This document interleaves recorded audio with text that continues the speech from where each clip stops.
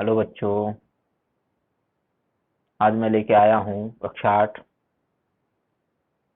पाठ 2 खुशी की तलाश। इसके लेखक हैं इटालो कैल्विनो। पाठ प्रवेश। एक राजा इस बात से दुखी था कि उसका राजकुमार हमेशा उदास रहता है। किसी ने उसे सलाह दी कि आप इसे किसी सुखी और खुश आदमी की कमीज लाकर पहना दीजिए, यह भी खुश रहने लगेगा। राजा ने अपने राजदुलारे की खुशी की खातिर आकाश पाताल छान मारा। अंततः उसे एक युवक मिल ही गया जो हर दृष्टि से खुश और संतुष्ट था। आगे बढ़ते हैं, पाठ में देखते हैं वो युवक कौन है। राजा गिफार एक शांतिपूर्ण और शक्तिशाली राज्य पर शासन करते थे। उनकी प्रजा उन्हें पूजती थी और पूरी तरह उन पर विश्वास करती थी। साम्राज्य बहुत सुखी था। राजा का एक युवा पुत्र राजकुमार जोनास था। बुद्धिमान, प्रतिभाशाली और खूबसूरत युवक जोनास कुछ दिनों से गहरी अप्रसन्नता की स्थिति में था। अनेक प्रयासों के बाद भी राजा समझ नहीं पा रहा था कि उसका पुत्र हर समय इतना दुखी क्यों रहता है। राजकुमार अक्सर अपने कमरे की खिड़की के पास बैठकर शून्य दृष्टि से खिड़की से बाहर देखता रहता। उसे अपने आसपास घट रही घटनाओं में कोई दिलचस्पी नहीं थी। भव्य समारोहों और शाही उत्साहों में भी वह अप्रभावित सा रहता। राजा गिफार बहुत दिनों तक यह सदन सहन नहीं कर पाए और उन्होंने अपने पुत्र से यह पूछने का निर्णय किया कि कौन सी बात उसे परेशान कर रही है। जोनास, कौन सी बात तुम्हें इतना खाए जा रही है? तुम्हारे पास किस चीज की कमी है? कौन सी चीज तुम्हें इतना परेशान कर रही है? कुछ समय से तुम खुश नहीं हो। मुझे बताओ, मैं तुम्हारी मदद करने की कोशिश करूंगा। युवा राजकुमार ने बस कंधे उचका दिए। यह क्या किसी का हसीना ने तुम्हें सम्मोहित कर लिया है? महल में भटकने की बजाय तो उसने उसके लिए अपना प्रेम प्रदर्शित करने के इसके बेहतर तरीके हैं। नहीं पिताजी, यह लड़की की बात नहीं है। सच में मैं नहीं जानता कि मैं इतना दुखी क्यों हूँ। मैं किसी चीज में खुशी महसूस नहीं करता। मैं खुश रहना चाहता हूँ लेकिन नहीं जानता कि ऐसा कैसे करूँ। राजा को यह बात समझ नहीं आई, परंतु उसे यकीन था कि यदि राजकुमार ऐसे ही दुखी रहा तो वह जीवित नहीं रह पाएगा। राजा ने महसूस किया कि अब राजकुमार जोनास को चिकित्सा की जरूरत है।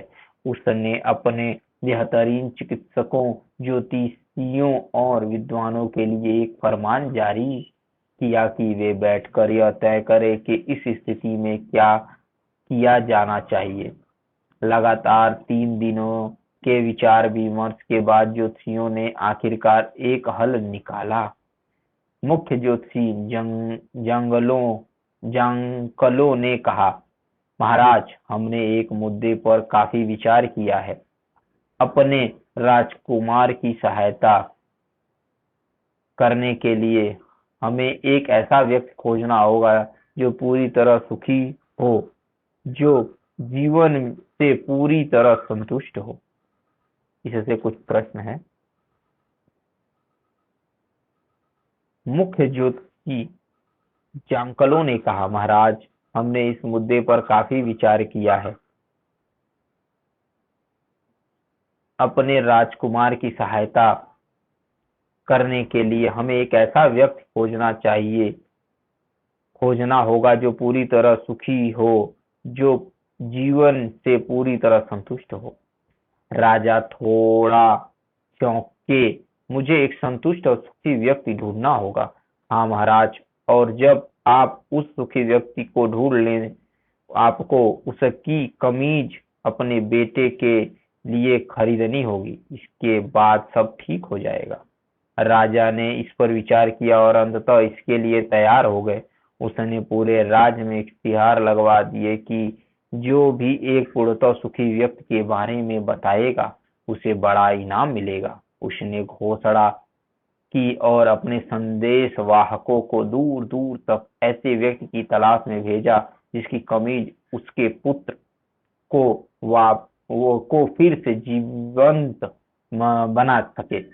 जल्दी ही लोगों ने राजा से मिलने के लिए भीड़ लगाना शुरू कर दिया। राजा ने राजा के सामने पेश किया जाने वाला पहला व्यक्ति एक पुजारी था। क्या आप सुखी हैं? पुजारी के लिए राजा का प्रश्न सरल और प्रासंगिक था। हाँ महाराज, मैं बहुत सुखी हूँ। ठीक है, तो आप क्या शाही पुजारी बनना चाहेंगे? राजा ने पूछा। यह सुनकर पुजारी का चेहरा चमक उठा। बिल्कुल महाराज, आपकी सेवा करने से अधिक प्रसन्नता की बात कुछ नहीं हो सकती। राजा को क्रोध आ गया। वह गुस्से से चिल्लाया, इससे पहले कि मैं तुम्हें जेल में डलवा दूं, निकल जाओ मेरे महल से। तुम झूठे हो। तुम पूरी तरह संतुष्ट या सुखी नहीं हो। तुम में और अधिक पाने की इच्छा शेष है। मेरे किले से निकल जाओ। तलाश जारी रही, किंतु ऐसा कोई नहीं मिला। जो 2 सप्ताह बाद नहीं मिला तो 2 सप्ताह बाद एक पड़ोसी राजा के बारे में सूचना मिली, जिसे असाधारण रूप से सुखी व्यक्ति माना जाता था। उसकी एक खूबसूरत रानी और कई राजकुमार थे। उसका कोई शत्रु नहीं था और उसका राज शांतिपूर्ण और शक्तिशाली था। राजा ने यह सोचकर कि शायद अब उसकी प्रार्थनाओं का फल मिले, अपना दूत उसके पास भेजा। राजा उस राजा ने दूत को बताया, यह सच है कि मेरे पास सब कुछ है जो मैं इच्छा कर सकता हूँ। मेरी एकमात्र चिंता यह है कि मैं जल्दी ही मृत्यु को प्राप्त हो जाऊंगा और यह सब खो दूंगा। यह बात मुझे इतनी चिंतित करती है कि यह मुझे रातों को जगाए रखती है। यह सुनते ही दूत को लग गया कि इस राजा की कमीज ले जाने का कोई लाभ नहीं है। दूत से उस राजा का सच जान राजा गिफाड़ बहुत निराश और परेशान हुआ। उसकी समझ में नहीं आ रहा था कि अब वह क्या करे।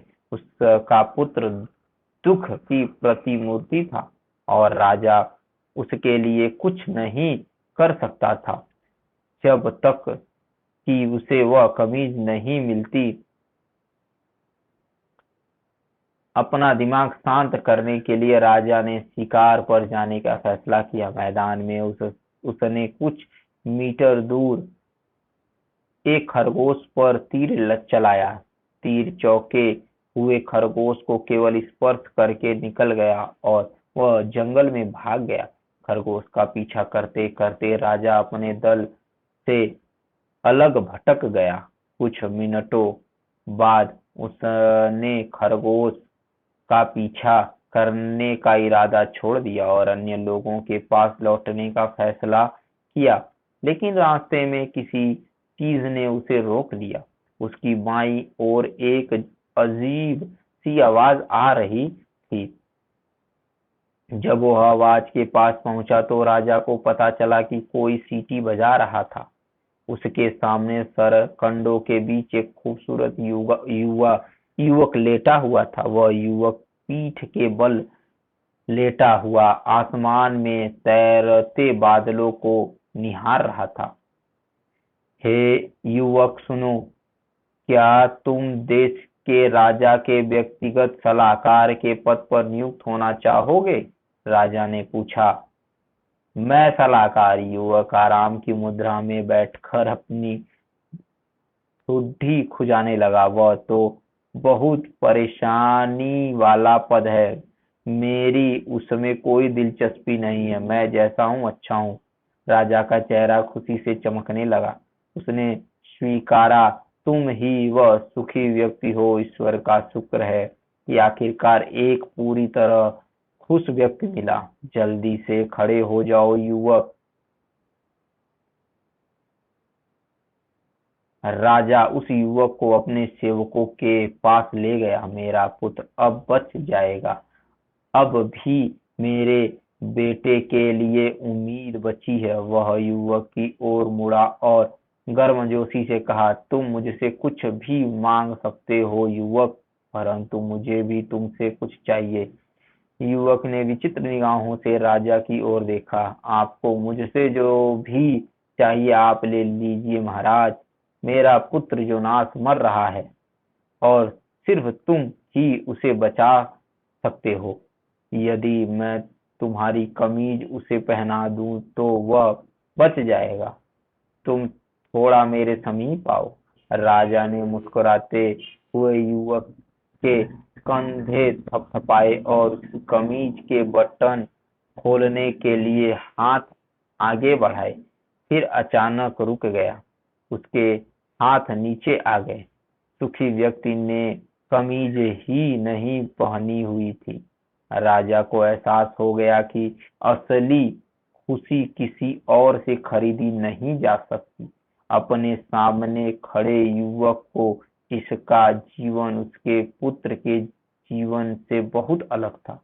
देखते हुए राजा ने महसूस किया कि असली संतोष और खुशी अंदर से आती है और उसका इससे कोई लेना देना नहीं है कि हमारे पास कितना धन है। इसके लेखक हैं इटालो कैलविनो। इटली की लोक कथा है यह।